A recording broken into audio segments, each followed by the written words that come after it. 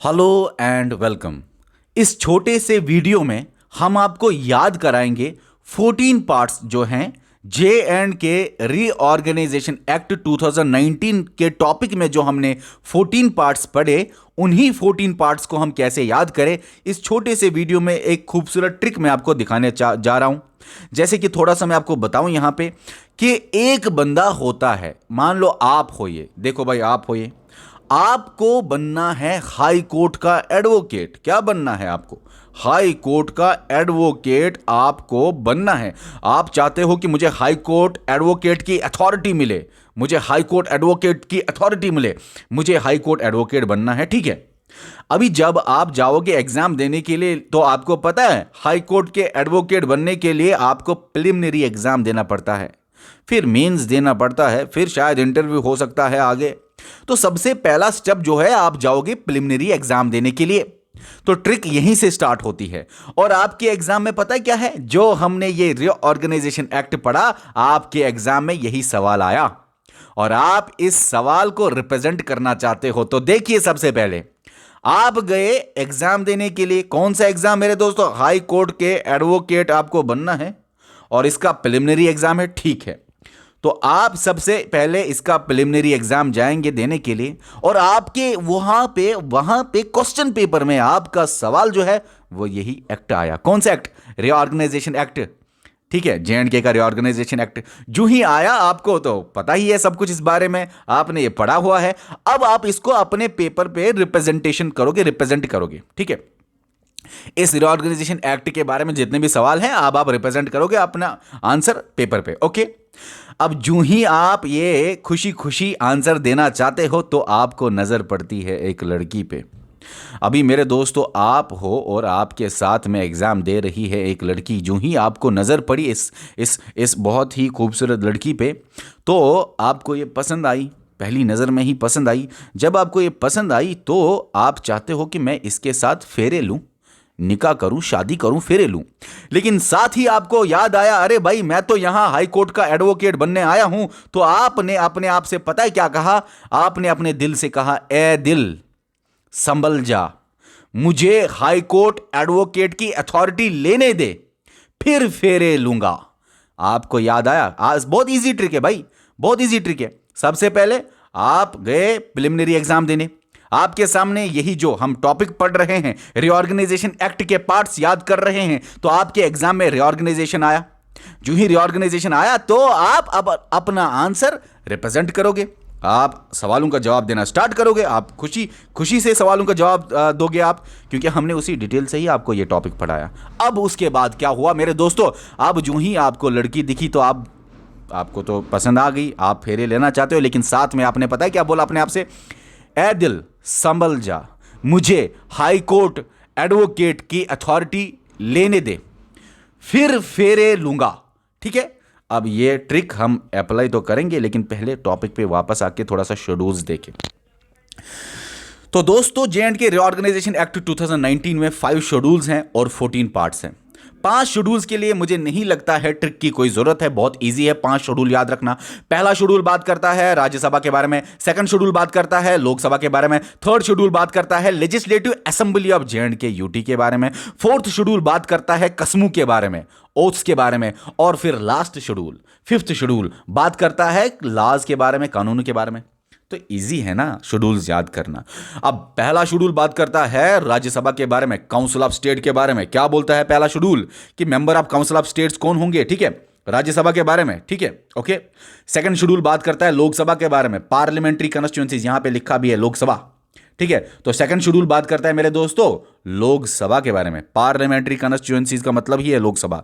Second schedule क्या बोलता है? पार्लियामेंट्री कॉन्स्टिट्यूएंसीज में आपको यूटी ऑफ जे&के और यूटी ऑफ लद्दाख से आएंगे, यूटी ऑफ जे&के से 5 बंदे आएंगे, यूटी ऑफ लद्दाख से 1 बंदा आएगा। ये जो पहला शेड्यूल है ये बोलता है राज्यसभा में जे&के यूटी से कितने आएंगे? वो आएंगे 4, है ना। तो लोकसभा में जे&के यूटी से 5 आएंगे और लद्दाख यूटी से 1 आएगा, ठीक है ना। टोटल लोकसभा में 6 लोग आएंगे और राज्यसभा में 4 लोग आएंगे। कोई नहीं आएगा राज्यसभा में, कहां से? लद्दाख से। 4 लोग जो आएंगे वो चारों आएंगे कहां से? यूटी ऑफ जे&के से। तो ये चीजें पढ़ी हुई है आपने, नहीं भी पढ़ी तो ईजी है। राज्यसभा में लद्दाख से कोई नहीं आएगा, 4 आएंगे JNK-UT से। लोकसभा में 5 आएंगे JNK-UT से, 1 आएगा लद्दाख से, टोटल होंगे 6। बहुत ईजी है। थर्ड शेड्यूल बात करता है मेरे दोस्तों असेंबली कॉन्स्टिट्यूएंसीज के बारे में। असेंबली कॉन्स्टिट्यूएंसीज क्या बोला मैंने थर्ड शेड्यूल यहाँ पे? लेजिस्लेटिव असेंबली के बारे में। लेजिस्लेटिव असेंबली के बारे में थर्ड शेड्यूल बात करता है कि JNK-UT को लेजिस्लेटिव असेंबली होगी। लद्दाख की बात नहीं है, JNK-UT को लेजिस्लेटिव असेंबली होगी, ठीक है। इसी तरह फोर्थ शेड्यूल बात करता है कसमों के बारे में, ओथ और एफर्मेशन के बारे में। वो क्या बोलता है भाई, लेजिस्लेटिव असेंबली के मेंबर जो है ना और काउंसिल ऑफ मिनिस्टर जो है ना, जो मेंबर्स है और मिनिस्टर्स है लेजिस्लेटिव असेंबली के, इस लेजिस्लेटिव असेंबली के जो मिनिस्टर्स है या मेंबर्स है, उनको कसम खानी पड़ेगी, उनको भाई कसम खानी पड़ेगी। चलो उसके बाद फिफ्थ शेड्यूल है मेरे दोस्तों, वो बात करता है किसके बारे में? सेंट्रल और स्टेट लॉज के बारे में। क्या क्या क्या क्या क्या बात करता है? बोलता है कौन से सेंट्रल लॉज JNK-UT और लद्दाख पे अप्लाई होंगे, और क्या बोलता है कौन से स्टेट लॉज जो कि पहले से JNK-UT और लद्दाख पे है वो चलेंगे और कौन से वाले नहीं चलेंगे, कौन से वाले एप्लीकेबल होंगे और कौन से वाले वहीं पे कौन से रहेंगे, कौन से चलेंगे। ठीक है ठीक है ठीक है, ये सब आपने अच्छी तरह पढ़ा हुआ है। अब शेड्यूल की बात तो खत्म हुई, अब 14 पार्ट्स की बात करते हैं। सबसे पहले मैंने आपको बताया कि पहला पार्ट है प्रिलिमिनरी। ट्रिक तो आपको पता है, प्रिलिमिनरी एग्जाम देने गए आप, प्रिलिमिनरी है पहला पार्ट।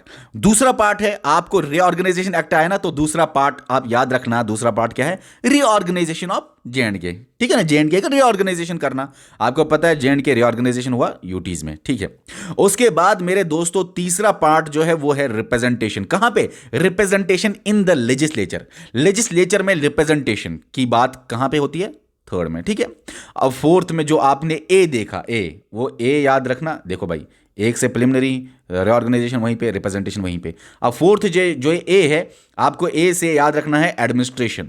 अब फोर्थ पार्ट क्या बोलता है? Administration of UT of Ladakh. ये बात करता है UT ऑफ लद्दाख की, ओनली एंड लद्दाख की। JNK की एडमिनिस्ट्रेशन की बात क्यों नहीं करता ये फोर्थ पार्ट? रीजन है क्योंकि JNK का एडमिनिस्ट्रेशन जो है ना, वो मेरे दोस्तों यहाँ पे जब आपने ये पढ़ा रिप्रेजेंटेशन इन द लेजिस्लेचर, ये लेजिस्लेचर पता है किसका है? JNK-UT का, लद्दाख का नहीं है। JK-UT का लेजिस्लेचर है, लद्दाख का नहीं है। तो ये थर्ड पार्ट असल में बात करता है JNK-UT के लिए, और फोर्थ पार्ट जो एडमिनिस्ट्रेशन है वो बात करता है लद्दाख UT के लिए। तो ये चीजें आपको, नहीं तो आपके दिमाग में आएगा अरे भाई यहां पे पार्ट नंबर 4 बोलता है एडमिनिस्ट्रेशन चलाना है UT ऑफ लद्दाख के लिए, JNK की बात नहीं है। तो JNK के एडमिनिस्ट्रेशन कहां पे लिखा हुआ है मेरे दोस्तों? पहला है प्रिलिमिनरी, दूसरा है रीऑर्गेनाइजेशन, क्या कि JNK स्टेट बना इनटू यूनियन टेरिटरीज 2। तीसरा है रिप्रेजेंटेशन इन द लेजिस्लेचर। कौन सा लेजिस्लेचर? रिप्रेजेंटेशन, खासकर लेजिस्लेटिव असेंबली ऑफ JNK यहीं पे आता है ना। तो यहां पे असल में लेजिस्लेटिव असेंबली ऑफ JNK की बात हो रही है, तो असल में रिप्रेजेंटेशन यहां पे JNK का एडमिनिस्ट्रेशन यहीं पे है। नहीं तो आप बोलोगे ना ये फोर्थ में तो सिर्फ लद्दाख का है। तो फोर्थ जो है मेरे दोस्तों, फोर्थ पार्ट वो करता है बात लद्दाख की अलग से, ठीक है। लद्दाख की इसलिए अलग से क्योंकि लेजिस्लेचर जो है, रिप्रेजेंटेशन जो है, वहां पे स्टेट लेजिस्लेचर आता है JNK-UT का। अब लद्दाख की बात एडमिनिस्ट्रेशन। फिर है दिल का मतलब है डिलिमिटेशन। ओके, डिलिमिटेशन किसका? कॉन्स्टिट्यूएंसीज का डिलिमिटेशन। भाई कॉन्स्टिट्यूएंसीज का डिलिमिटेशन, राज्यसभा में भी कुछ सीट्स जाएंगी JNK से, ठीक है ना। JNK-UT से, लद्दाख से कोई नहीं जाएगा। लोकसभा में भी जाएंगे JNK-UT से भी, और लद्दाख से भी एक जाएगा। JNK-UT से 5 जाएंगे। अब उसके लिए भी तो डिलिमिटेशन करना है, बाउंड्री डिसाइड करनी है कहां से एक बंदा जाएगा। तो डिलिमिटेशन की बात हो रही है, दिल से डिलिमिटेशन, ए से एडमिनिस्ट्रेशन। ओके, बहुत इजी है ये, एक बार अगर आप थोड़ा सा देखेंगे तो ये बहुत इजी है, ज़्यादा मुश्किल नहीं है, ठीक है। और जिसने ये पढ़ा उसके लिए ज़्यादा ही इजी है, अगर किसी ने एक बार ये पूरा कंप्लीट करके पढ़ा। अब मेरे दोस्तों यहाँ पे है सिक्स्थ कहाँ पे है? सॉरी, संबल। अच्छा, एस से संबल, एस से मेरे दोस्तों SC ST। क्या बात करता है? पार्ट नंबर 6 बात करता है SCs के बारे में और STs के बारे में। फिर पार्ट नंबर 7 किसके बारे में? मुझे है M से मिसलिनियस। तो पार्ट नंबर 7 बात करता है मिसलिनियस और ट्रांजिशनल बाकी प्रोविजंस के बारे में। 8 है हाई कोर्ट, तो हाई कोर्ट के बारे में बात होगी, ठीक है ना। 8th जो हाई कोर्ट के बारे में बात होगी। 9th क्या है? एडवोकेट। अच्छा, 8th जो है वो हाई कोर्ट के बारे में बात होगी, 9th जो है वो एडवोकेट के बारे में बात होगी। लेकिन कौन सा advocate? Advocate general of UT of JNK, ये भी याद रखना। Advocate general of UT of JNK, ये भी याद रखना। उसके बाद मेरे दोस्तों 10th है यहाँ पे अथॉरिटी, और अथॉरिटी से अथॉराइजेशन, ठीक है। तो क्या अथॉराइजेशन? अथॉराइजेशन जो एक्सपेंडिचर होगा कितना खर्चा वर्चा करना है और रेवेन्यूज़ किस तरह से डिस्ट्रीब्यूट, उसके अथोराइजेशन, ठीक है। अब उसके बाद है एल से लिंग, ये मतलब लाइबिलिटीज़ के बारे में पार्ट 11 बात करता है।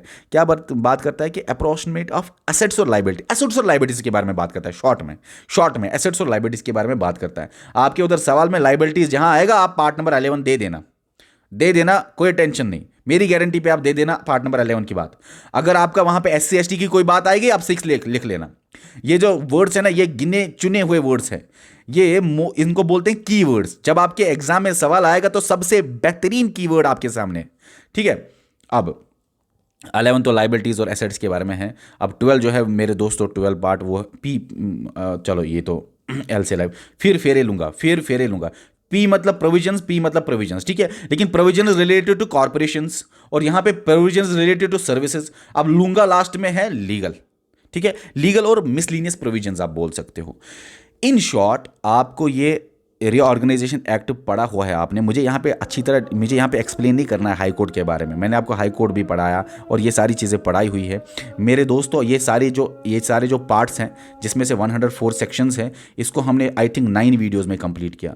तो 9 वीडियोस में हमने एक सेक्शन को पढ़ा हुआ है। वो सारे सेक्शंस आप पढ़ लो। आप सेक्शंस के अंदर के कंसेप्ट्स भी याद रखो। पेपर आएगा तो कंसेप्ट्स पे भी आ सकता है, सेक्शन पे भी आ सकता है, पार्ट्स पे आएगा तो मुझे लगता है पार्ट्स पे एक आ सकता है। तो ये ट्रिक बहुत ही इंपॉर्टेंट है। चलिए डियर स्टूडेंट्स, अजान भी हो रही है और बस लेक्चर भी खत्म हो गया। Dear students, bye.